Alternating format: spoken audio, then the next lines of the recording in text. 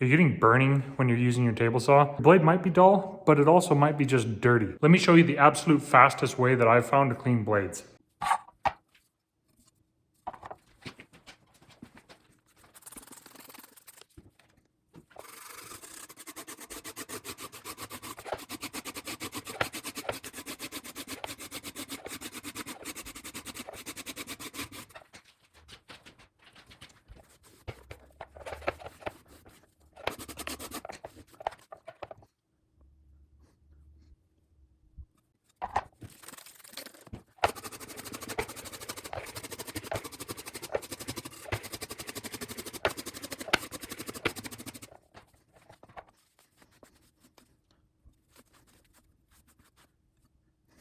There you go, 3 minutes, and your blades are clean.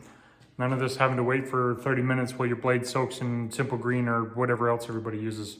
Method heavy duty degreaser, best stuff I've found. Works super fast, wait for 10 seconds while it penetrates and just clean the crap right off.